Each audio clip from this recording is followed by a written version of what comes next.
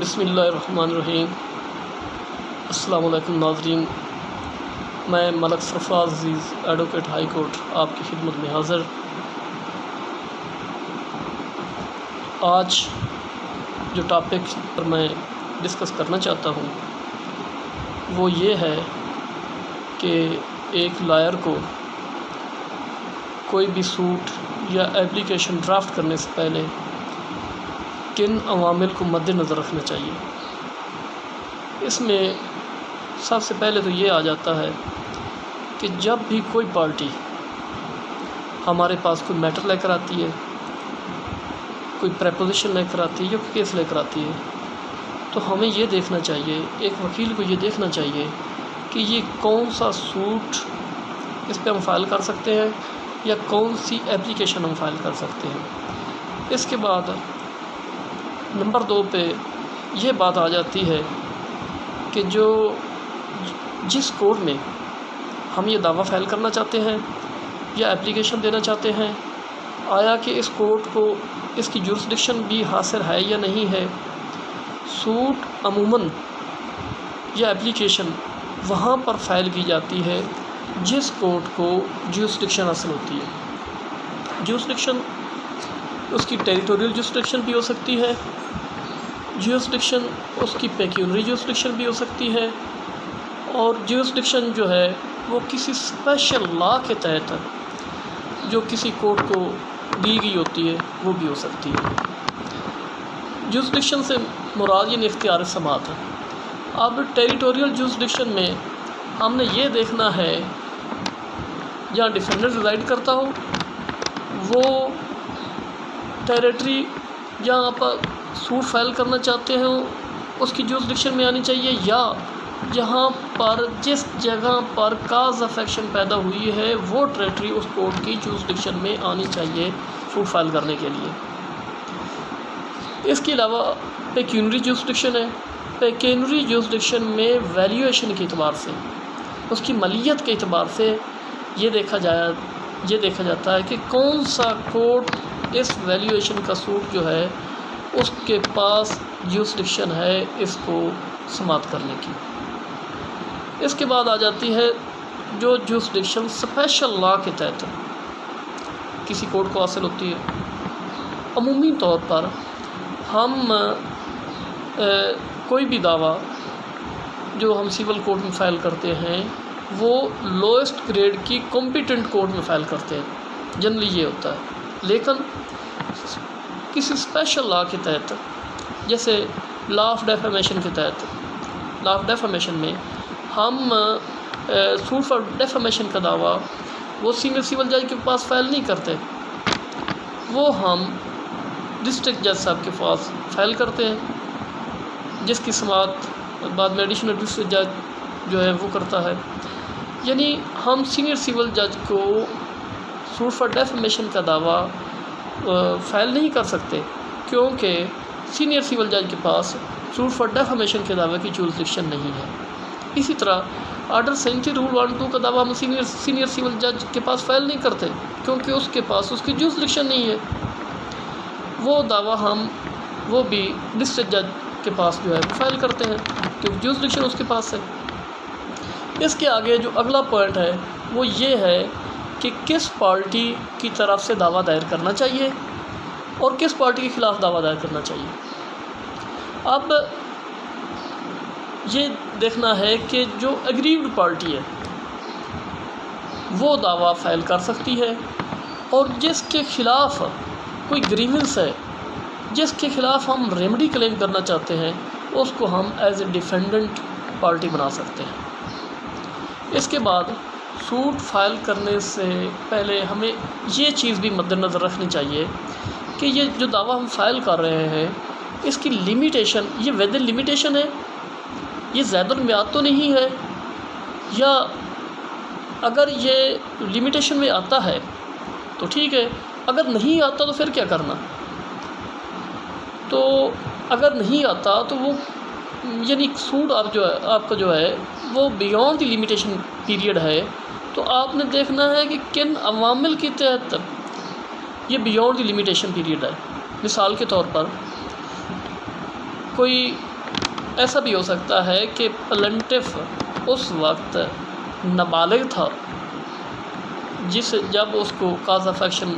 حاصل ہوئی، لیکن وہ اپنے نابالغ ہونے کی وجہ سے سوٹ فائل نہیں کر سکتا، تو وہ جب بالغ ہو جائے گا تو لمیٹیشن اس کی بلوغت سے سٹارٹ ہوگی۔ اسی طرح جو ان ساؤنڈ مائنڈ ہے، ان ساؤنڈ مائنڈ جب ساؤنڈ مائنڈڈ ہو جاتا ہے تو وہاں سے لمیٹیشن سٹارٹ ہوگی۔ اور اسی طرح جو آدمی کسی بھی لحاظ سے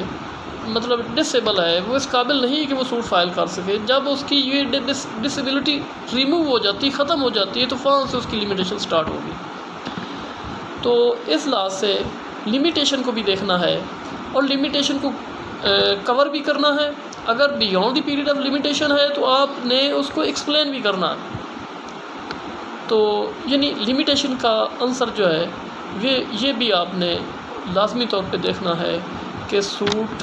جو ہم فائل کرنا چاہتے ہیں یہ ود ان دی لمیٹیشن ہے یا نہیں ہے۔ اس کے بعد اگلا پوائنٹ جو آتا ہے وہ آپ نے یہ دیکھنا ہے کہ سوٹ بارڈ بائی لا تو نہیں ہے۔ لا نے تو منع نہیں کیا کہ یہ سوٹ فائل نہیں ہو سکتا، یعنی سوٹ بارڈ بائی لا نہ ہو، کسی اسپیسیفک پروویژن کے تحت، کسی اسپیسیفک لا کے تحت ایسا نہ ہو کہ وہ سوٹ ہو ہی نہ سکتا ہو۔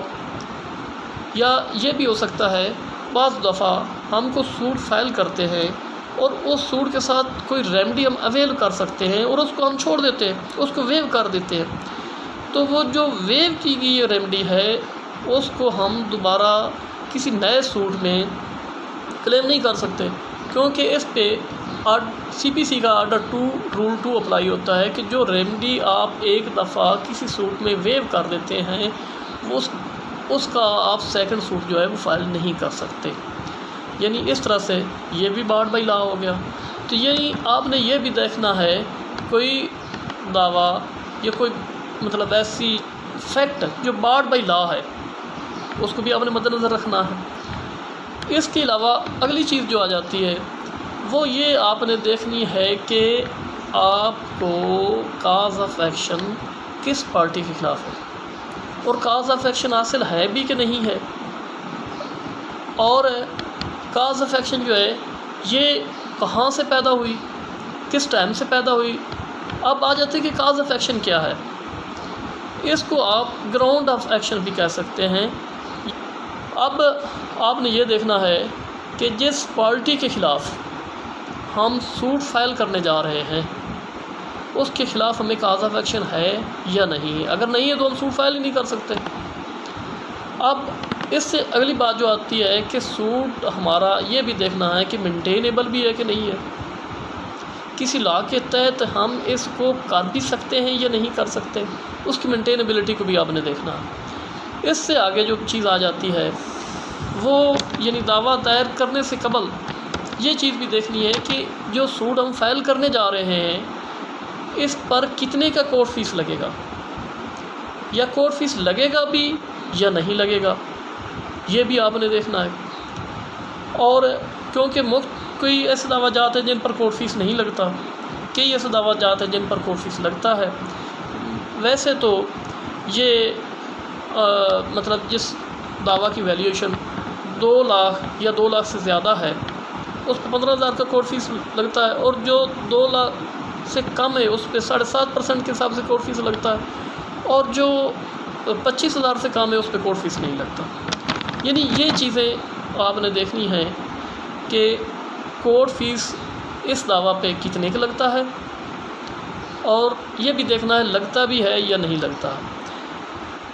اس کے آگے ایک اور بات بھی بیچ میں بتاتا چلوں جو غور کرنے والی بات ہے، وہ یہ ہے آپ نے یہ بھی دیکھنا ہے کہ جو فیکٹ ہم دعویٰ میں الائج کرنا چاہتے ہیں اس کو ہم نے پروو کرنا ہے، اور اس کی آیا کہ اس کو پروو کرنے کے لیے ہمارے پاس کوئی ایویڈنس یا ڈاکومنٹری ایویڈنس ہے بھی کہ نہیں ہے۔ اگر تو ہمارے پاس اس فیکٹ کو پروو کرنے کے لیے مضبوط ڈاکومنٹری ایویڈنس ہے تو اس کا ہم آسانی سے پروو کر سکتے ہیں۔ اس کے بعد آپ نے دیکھنا ہے کہ اس دعویٰ کی چھوٹ ویلیویشن کتنی ہے، اس کی ویلیویشن کتنی ہے، یہ کتنی مالیت کا دعویٰ ہے، کیونکہ مالیت کے اعتبار سے کورٹ کی پیکیونری جورسڈکشن کا تعین ہونا ہے اور کورٹ فیس کا بھی تعین اس کی مالیت کے اعتبار سے ہونا ہے۔ آپ نے یہ بھی دیکھنا ہے کہ اس کی ویلیویشن کتنی ہے، اور اس کے بعد ایٹ دا اینڈ یہ دیکھنا ہے کہ آپ کون سا ریلیف جو ہے یہ کلیم کرنا چاہتے ہیں، کس وہ اپنے اس دعویٰ کے تحت کون سا ریلیف لینا ہے، اور اس ریلیف کو آپ نے پریئر کلاس میں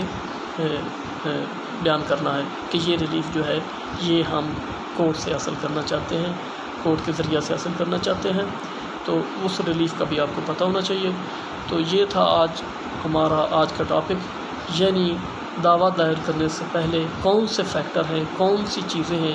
جن کو ہمیں ذہن میں رکھنا چاہیے، یعنی ڈرافٹ کرنے سے پہلے۔ اب ہمارا جو اگلا لیکچر ہوگا اس میں ہم بتائیں گے کہ ایک پلیٹ جو ہے وہ کیسے ڈرافٹ کی جاتی ہے، اس میں کون سی چیزیں ہونی چاہیے اور کون سی نہیں ہونی چاہیے۔ Thank you so much.